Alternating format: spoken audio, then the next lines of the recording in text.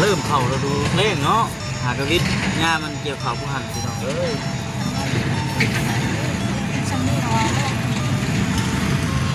เราดูคนห้องเขียนปุ๊บเขียดนิ่มน้ำห้องส้มฝนนำไม่ปูปลาลอยลงดินส้มบ้อนเปลี่ยนวังพุงพุทราซาดไม้ปีนโป่งใบเขียวมีม่วงเรียนเต็มกบหล่นลงลบจ้องกินทนินหยาในหน้าเขียวอ่อนดูดังตาดังล่ำเขียวสะอุ้มจังเมนงามคุณผู้ชมเบิ่งไปตามกว้างสุดดวงหน้าเฮามีหมู่กลุ่มซาซนเพลงพบลบก้าบางท้องคงค่อยขาดำหน้ากาไม่ทางสุดกว้างสีสวยกับสีใสเทนาอันนั้นพี่น้องในบททองเคยทำเคยเยียนมาตะกี้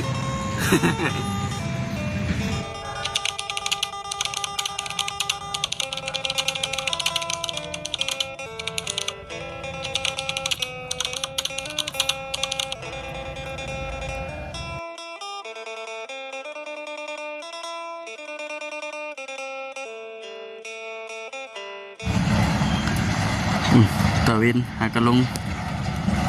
หดปลายใหม่พี่น้องเอ้ยเนาะทำมืดจืดตาเอ้ยหามุงบ้าลงเขาเดียวหามุงเล่งพี่น้องเนาะอันนี้พักขนาบ่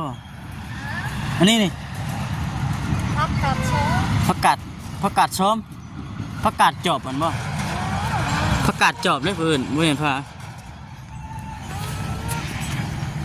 นี่ไหนกุ๊กบักเล่นข่อยกุ๊กบักเด่น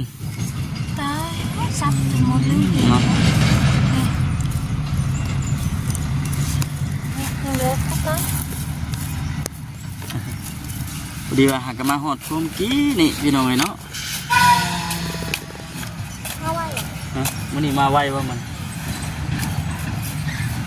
มาพี่น้องไอ้คนอื่นก็มีแต่ว่าทักทายสบายดีเด้อพี่น้องเด้อเนาะทักทายสบายดีFCกันเบิร์ดสุขุนใส่เนยโน้ยสบายดีเด้อเนาะอ้าวคนที่เหลือเฉลยวันหน้าเจ้าถึงมุมบ่พอดีว่าเมื่อนี้นะมาแต่เวียงตะเวนเมื่อนี้เวียงเว้นชุดๆเลยเมื่อนี้คนสยินเพื่อนก็สิแปลกกันนะมันแต่ยังคือมาตะเวนเท่าไหร่ปกติแต่เก่าพวกคำนี่โอ้ยหอดเทือนหอดซ่านนี่ก็เพื่อหอดเทือนหอดอย่างนี้หัวจะมุ่งว่ะ6-7 โมงแรงบางมือกับ8 โมงแรงพอมื้อนี้นะไปหาสาวดำพี่น้องไปหาสาวดำแต่ว่าเพิ่นบ่อยู่เคยได้ยินข่าวว่าเพิ่นว่าไปดินบุญว่าซั่นไปดินบุญตั้งแต่ดึกพุ่นแหละตั้งแต่ได้ยินทางอันสามีเราอยู่เฮือนใกล้นี่ก็ว่าตั้งแต่ดึกพุ่นแล้วซั่นดึกก็จังหวะถูกเรื่อยเพิ่นว่า8 โมงเช้าแค่เชื่อบ่ได้ก็ได้ไปเยี่ยมพยานทางผู้เป็นเอื้อยเพิ่นอยู่พี่น้องเนาะมาตะเวนซื้อเนยมื้อนี้สิเฮ็ดหยังมื้อนี้นะพักก่อนเด็กแล้วมื้อนี้ชาวอินเพิ่นสิปลูกผักอีกปลูกเอาเดี๋ยวพักมาแต่เพื่อนยาอีสัตว์เอาเพื่อนยาเพื่อนแม่ของพ่อเพื่อนแม่ของพ่อเพื่อนแม่ยาเป็นแม่ของพ่อตาพ่อแม่ตู้เนี่ย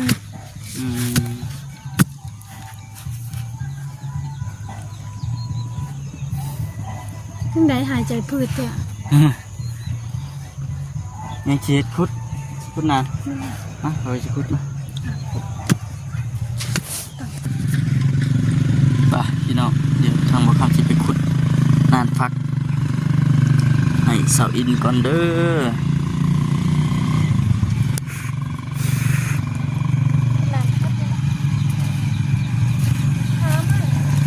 ไม่นะเยี่ยมทุกผักไม่เห็นเสียงไม่ใช่กลิ่น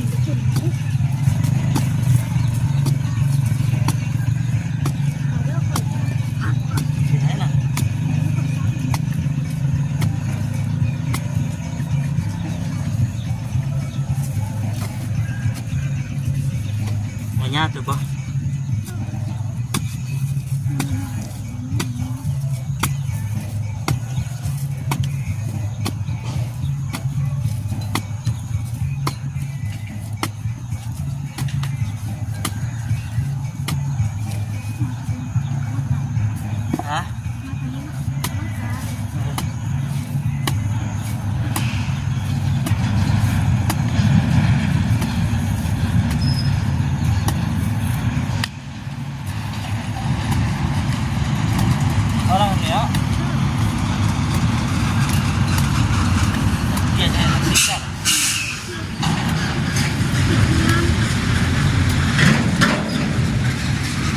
ออกป่ะนี่ออกเลยเนาะ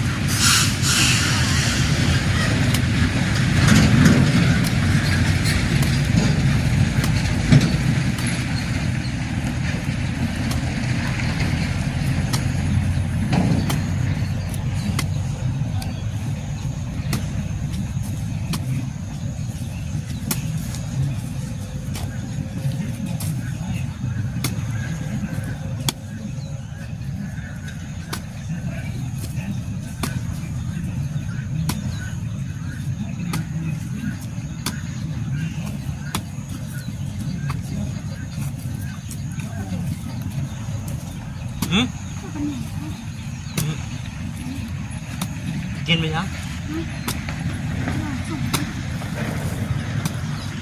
เต็งทัดเนาะเอ้า โอ้ยถือว่าอะไรทั้งหลังนี่ก็ได้อัน ไอ้ สลับกันยังอยู่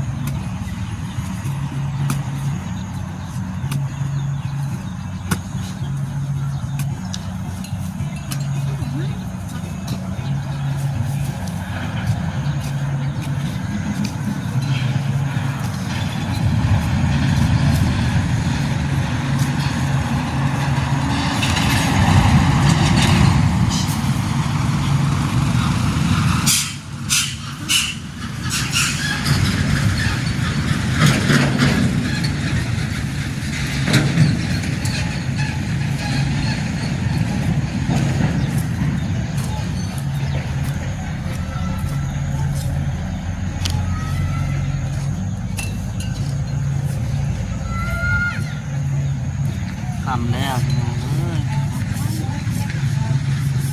ทำไว้เนาะ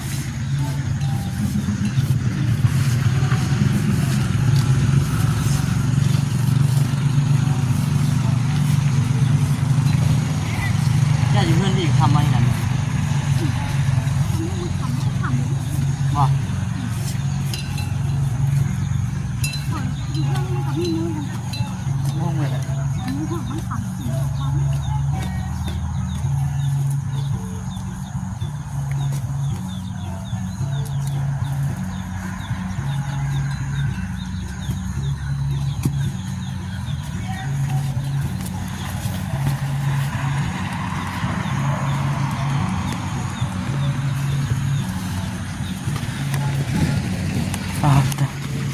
จนห้อนพี่น้องเอ้ยออกกำลังกาย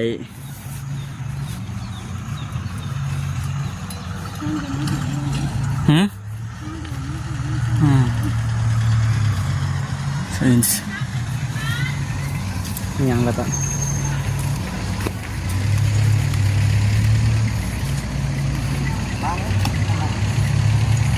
มาแล้วเด้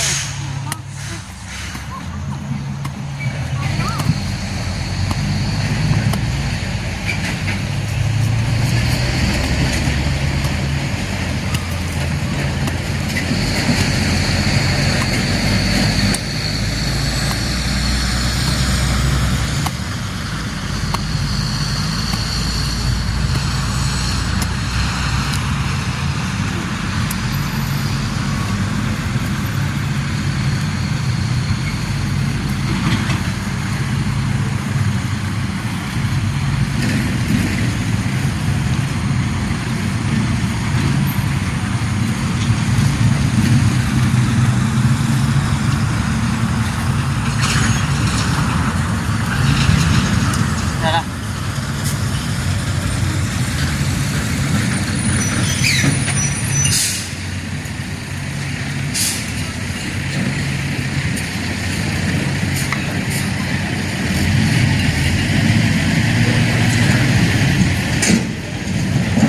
น้ำอ่ะ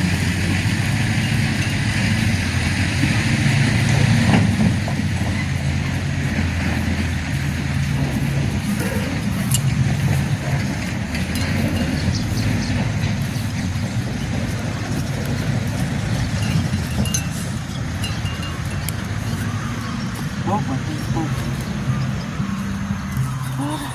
เหนื่อยบอก ห้อนเลยตึกว่ามื้อนี้คือว่าบ่ได้น้ำอะไรคือว่าซบแตกข่อยนี่แหละ ไปนะ คือว่าบ่ได้น้ำอะไรคือว่าแหมซบสอง ไป ซบแตก คนไหนเหรอ แม่นเหรอ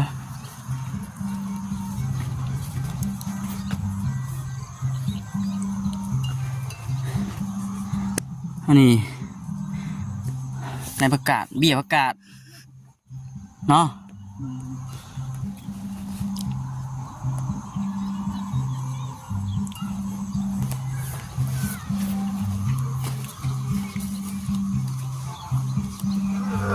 ผูกช่วยกันเร็วไว้มืดนะ ไหนว่าคิ้วห้องเนี่ยหนูคงไม่มันคำแล้วผมจะเจอ บอกอยู่ดิ มาว่ามันคำแล้ว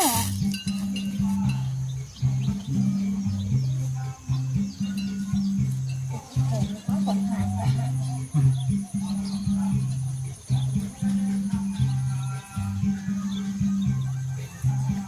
ถ้าเอาคีดีนอเป็น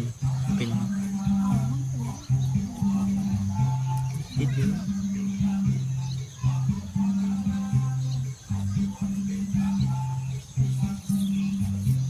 ปลูกไว้กินดอกลวกกินดอกนี่ถึง อ้าวตัวดูเป็นดอก ห้องมาดอกมันก็ นี่เพื่อนเอิ้นว่าผักกาดต้นบ่ เดี๋ยวแม่ตะโกนตุ้งเขาชอบนะ เพื่อผักกลุ่มตุ้ง เขาคือ แม่นใช่บ่ ที่มันดอกอ่ะ เอออันนี้บ่ตัวบงกกมันคือบ่แม่นทุกดอก นี่ไงคอย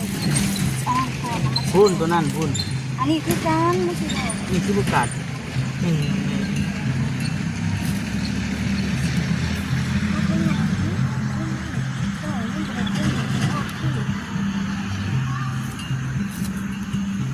ฝากเป็นกำลังใจให้ด้วยพี่น้องเด้อเนาะมีกำลังใจคิดถ่ายคลิปแต่ละมื้อแต่ละวันก็ได้พี่น้องเอ้ยคือเห็น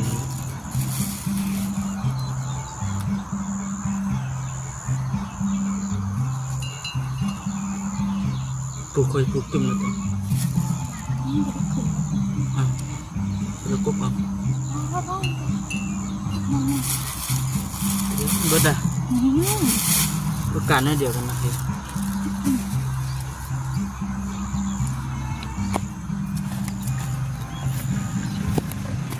มาปลูกทั้งนี้บะผักหอมผักสลัดก็มีพี่น้องเอ้ยผักหอมใส่เจลก็มีครบเบิดเดี๋ยวเนาะผักกาดกวงตุ้งผักกาดกวงตุ้งในหัวญี่ปุ่นมั้งคือฮะกวงตุ้งโอ้ยตุ้งมั้ง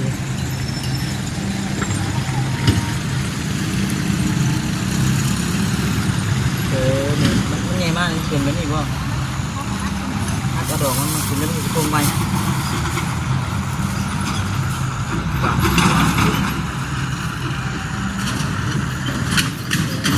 ท่านจะพาที่ไปที่ไปเป็นแบบส่งบรรยากาศก็ทำลงเลยผ่านเอาพี่น้องนะครับประมาณนี้นี่มันถึงช่วงฤดูเล่งใช่ไหมเริ่มเข้าฤดูเล่งเนาะหากระวิทงามันเกี่ยวข่าวผู้หันพี่น้องเอ้ย ฉันไม่รอเลย ดูฝนห้อนเสียงกุบเขียดนินน้ำห้องส้มฝนนำไม่ปูปลาลอยลงดินส้มบ้อนเปลี่ยนวังผงกุศลซาดไม้ปีนโป่งใบเขียวมีม่วงเรียนเต็มกบหล่นลงลบต้องกินทนินหยาในหน้าเขียวอ่อนดูทางตาดักล่ำเขียวสะอุ้มจังเมนงามคุณผู้ชมเบิ่งไปตามทุ่งกว้างติดตัวหน้าเฮามีหมู่ฝูงซาซนเพ่งพบลบก้าบางห้องคงค่อยตาดำหน้ากาไม่เนี่ยผ้าให้ขีดตรงกว้างสีส้อยกับสีใสเพนาอันนั้นพี่น้องในบุตรทองเคยทำเคยเฮียนมาตะกี้ เก่งกว่าเขายังจำได้สิเนาะแล้วนี่จะอยู่ในประมาณห้องปหาหรือว่าห้องอะไรเนี่ยจืดก็ได้ครับครับ วันตกนี่ลง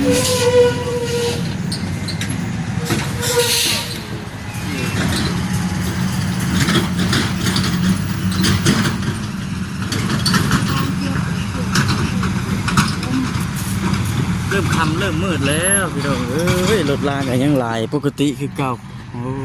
ยเนาะ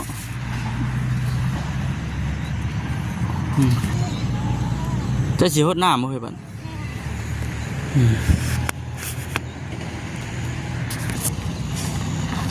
พี่น้องไอ้คุณรถลังไปลังมาอยู่ทางมันแห้งเพทางก็แห้งไงครับเหมือนกันเนาะ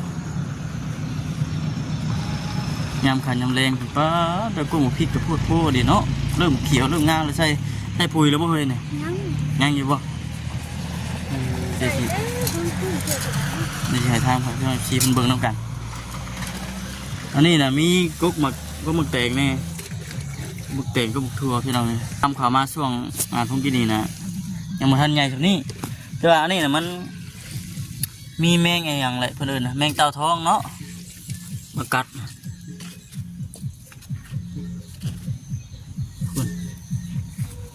นี่ก็หมึกแตงตัวนี้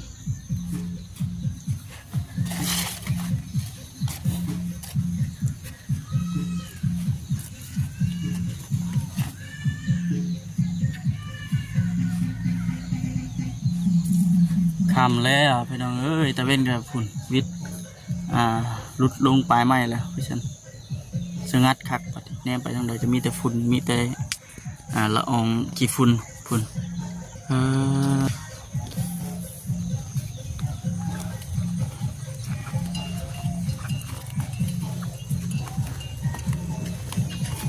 ทด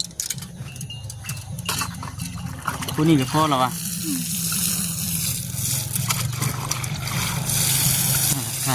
ถ่ายรูป